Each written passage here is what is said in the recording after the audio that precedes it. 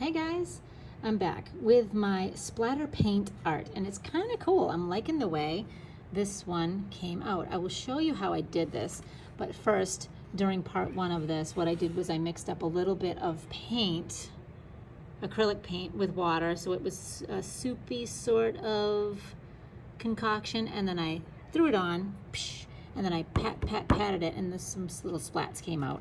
So this is the second one that I did, and I wanted to just kind of practice with this, and this is the first one that I did. You can kind of see where I patted it a little bit, I patted it, and I have some really cool splats, a lot of splats. So this is going to be a little bit of work for me. But what I did, if you can see in this first one, I outlined it with some gold Sharpie, then some black, and then some orange. So for this one, since this is a cool color, I am going to start off with a silver Sharpie, then I'll go around it with some black, and then some blue. So I'm only outlining the areas of splatter. And you can take your time with this. I don't want to spend too much time, so you're just sitting here watching me outline. But you can exaggerate some of your little splat marks. Don't forget to get the ones out here. Those are a lot of fun. I have a lot out here, so I might go back and get these later because there is a lot of them. But you're just basically following the contour of the splat, and the splat itself makes a really cool piece of art. Try not to get any white space between your splat and your Sharpie. The white space kind of makes it look off a little bit. So I'm just quickly kind of going around, trying not to have any white space. Even if I overlap a little bit, that's fine. I have a little hole right there. So I'm just outlining. Doing a little too quickly. Now I'm getting some white spaces. I don't want that. Go around this whole splatty contour. Get this chunk while I'm at it. And it's fun to do. It's kind of relaxing. I'm following the natural curves of the splat.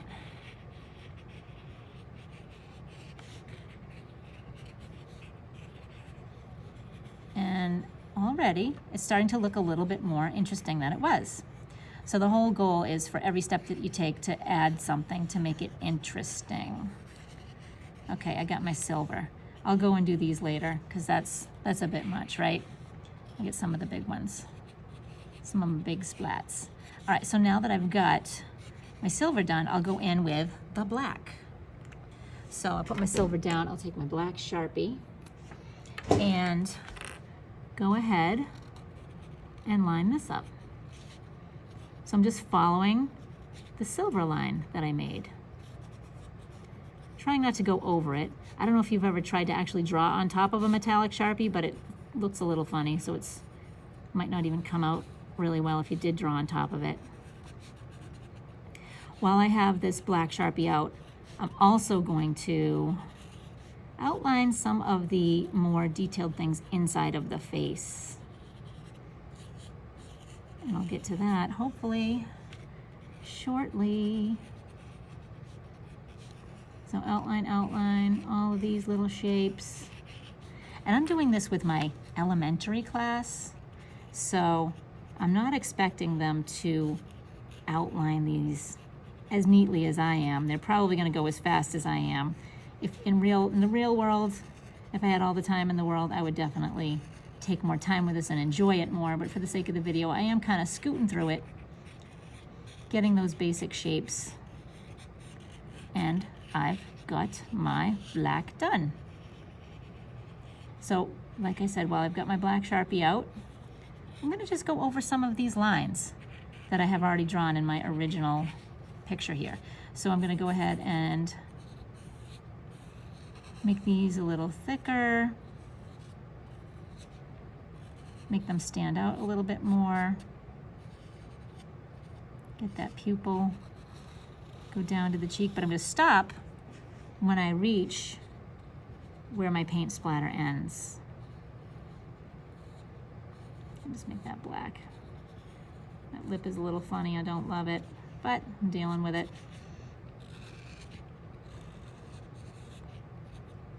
Get the iris, the pupil, make it black. Get that eyebrow, we can make that a little darker. And remember, only inside of my splatter is where I'm going to do my outlining. So all of this stuff out here, we're not going to, no draw, not there. Leave it, leave that alone. You can add a few more if you want, a few more detailed lines. Okay, starting to come up, turn into something a little interesting. In areas of shadow or darkness, you can sort of fill those in a little if you wanted to, like I did with the ear. Now finally, I'm gonna go in with this blue. I might add a little bit of a shadow here. A little bit of a shadow, it's hard to shade with this. Maybe a little bit on the lip. Maybe a little cheekbone if I wanted to add that. All right, so now it's blue time. So I will take this really interesting washable marker. It's called Graphic Green, pretty cool. I'll take this and I will give myself one more final outline. And I love these conical tip markers because they're shaped like a cone, and you can get a fine point if you hold it straight up and down, but you can get a wide point if you hold it at an angle, which is what I'm doing. Make sure we're back in focus. Yep, we're looking good. And again, this part goes a little quicker because again, you're holding it on the side, just following that contour line of the splat inside of the black line. This is so satisfying to do. I don't know if it's as satisfying to watch. Maybe in fast motion it would be really satisfying to watch. Okay, blue, looking good. So, well, they call it green. I'm thinking this is a tealy, bluey green. So now that I've got this, I'm gonna go ahead and do some fine work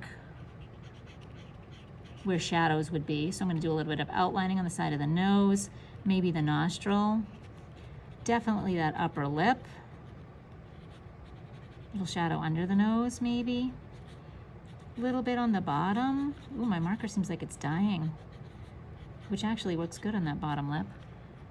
A little bit of shadow. Let's color this whole thing.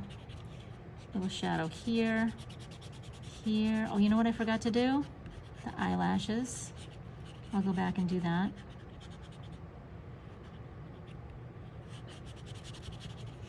Maybe a little bit here. Dying marker, oh no. A little bit on the side. Maybe a shadow where the face is, and it looks pretty cool. It's kind of a fun, quick little one-day assignment that you can, well, actually not one day because you gotta let the water dry, but if you have a fan in your room, you can kind of toss that in there and let your paint dry. So the paint part's the only part that's the waiting part. Everything else, you can just go to it and have some fun with it. This looks kind of cool. I'm liking it. I'll go around this ear too. Give it a little bit of a shadowy rim. Maybe a little bit more here. And on the hair, maybe. It's up to you. You know when to stop. Sometimes I have a tendency to just keep on going, and that's not always the best thing. You want to know when to stop. I'm going to stop, maybe. A little shadow there. Shadow. Shadow. All right, I'm stopping now. What do you think? It was fun. Hopefully the kids will like it. Like, again, this is just a little test. I call it experimental art. This is an experiment. If you want, you can also go in later on with white oil pastel, and you can really lighten up the areas of lightness, especially if you've accidentally painted over any areas. Don't love those lips, so maybe I'll do that. Maybe I'll put a little white cheek here. You can't even really see it on this one. You can see it on my brown one a little bit more. But here is the piece de resistance, the final piece of artwork. We'll compare it to this one with the warm colors. So this is cool colors right here. Here's the warm colors. I hope you enjoyed this lesson. It was a lot of fun to do. Quick, easy, and a lot of fun. I'll see you guys next time. Bye.